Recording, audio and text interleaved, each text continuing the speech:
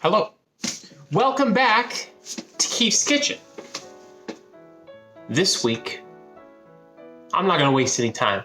We're making soda bread, all right? Soda bread, unlike the name suggests, has nothing to do with Coca-Cola or any other fizzy drink of any sort. No, it has to do with ye old baking soda, all right? An ingredient you probably haven't thought about in a little bit. I hadn't. I got the inspiration for this when I was watching the Great British Baking Show, which is a great show on Netflix, and they did soda bread. And all of a sudden it hit me. I'd heard of soda bread. It just never clicked that soda bread, the soda in soda bread, was talking about baking soda. The more you know. Well, this week we're making soda bread, but not just plain Jane soda bread. Gotta do something different, gotta make it harder on myself. We're doing ham and cheese soda bread. I'm mixing in some, I think it's pronounced Gruyere.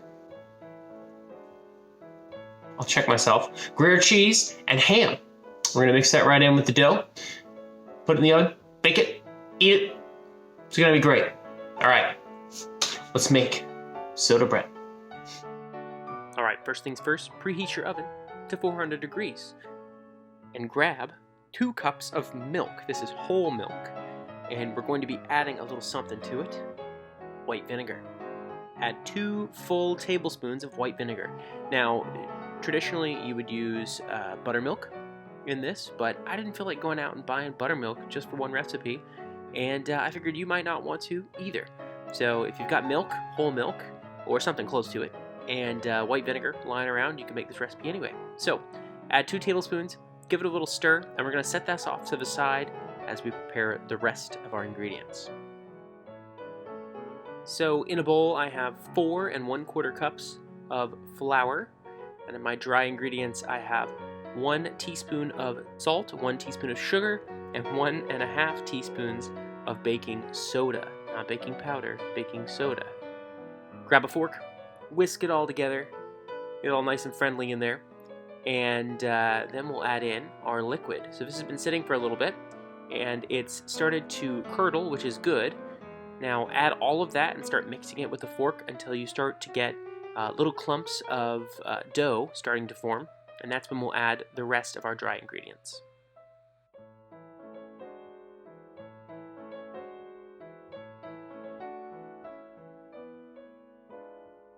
So here I have some ham and some Gruyere cheese, and I'm adding about a cup of each. So I did about a cup of chopped ham and about a cup of the Gruyere cheese. I'm going to mix that with a fork until it's well incorporated, and then we'll turn this out onto a floured work surface, and we'll knead it just a little bit by hand before baking.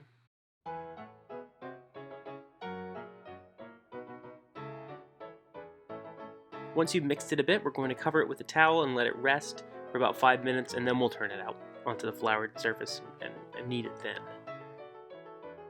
After the 5 minutes is up, grab your dough, take the towel off the top, and we're going to turn it out onto a floured work surface. You'll notice the dough has gotten a little bit less sticky in this time, which is good because otherwise it's impossible to work with.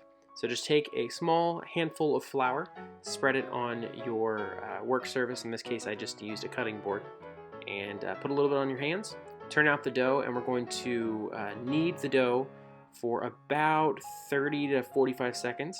You don't want to work it too much. Again, this dough doesn't need to develop any gluten structure or anything like that from yeast or whatever.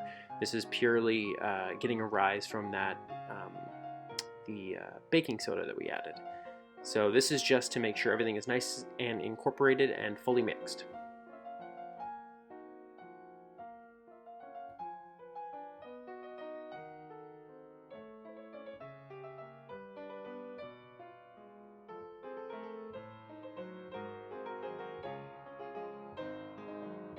After mixing the dough, grab a baking sheet and put a little bit of olive oil on it. You could also just sprinkle some flour, but olive oil works too. And spread it out, and then we're going to put our dough right on top of the olive oil, and then we're going to bake it. So take the dough, divide it into roughly equal portions, and you'll notice the dough is still very sticky. that is normal.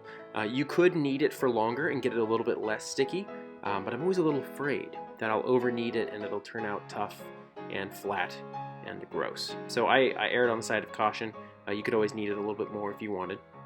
But anyway, put your 2 roughly equal sized dough balls right onto the pan, and then we're going to cover them with a little bit of extra cheese, and then it's time to bake. This is my sad attempt at shaping them. Just gave up. Roughly equal. Anyway, take a little bit of the rest of the cheese and sprinkle it on the top. This is completely up to you if you want to do this.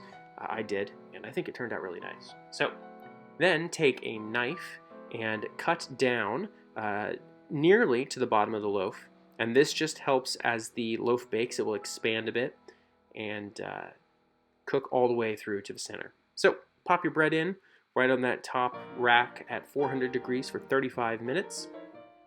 And after 35 minutes, you'll get this really nice golden brown loaf. So you can see mine spread out a little bit, but it did rise, and I'm happy with that. So immediately afterwards, I know it's going to be difficult, but you're going to want to put them on something to cool. Now, I don't have a wire rack. I have these wooden, I think they're called trivets, for putting hot pans on so they don't burn your counter. And I just decided to use them for my bread. So place them on there for about 10 minutes to let them cool, and then you can cut into it. And I'm just testing to see if it sounds hollow, which it did, which is nice. So let it cool for 10 minutes, and then you can cut into it and eat it however you like. And that's it, you're done.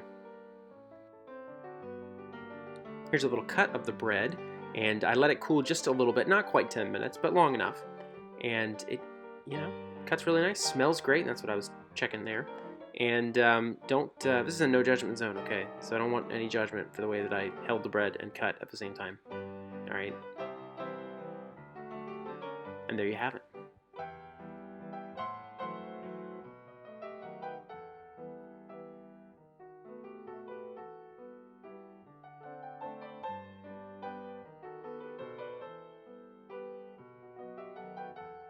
All right, friends, the soda bread is done. Still a little warm, but I was impatient. I didn't feel like waiting the 15 minutes that you're supposed to wait. So here it is. I cut a single slice.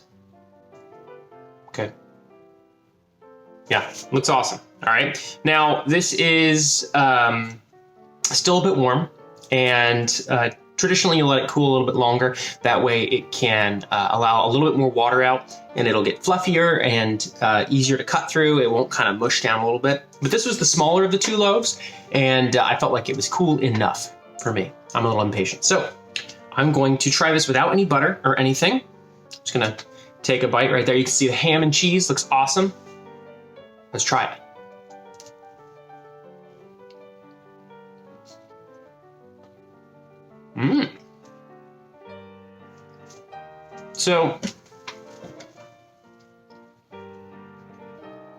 So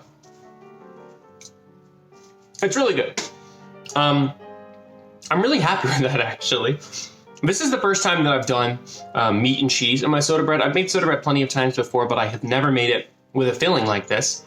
And it's really good. The cheese is wonderful. It because I added about 5 ounces of cheese to it, and then some cheese on the top as well. The flavor is all throughout the loaf. And then the ham is nice and distributed. I don't feel like it's sunk to the bottom. It's not stuck at the top. It's really nice and distributed through the bread. And it adds a really nice flavor as well. And then I could totally see this being used as sandwich bread. I can see it being used with stew, being eaten with stew. Butter, whatever. I mean, it's really multi-purpose. Now, this is not a sweet bread. I wouldn't put jam or anything like that on here.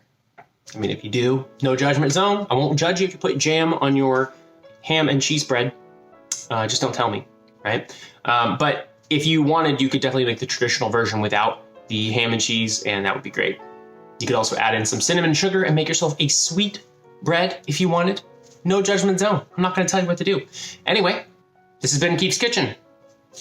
I'll see you next week. Bye.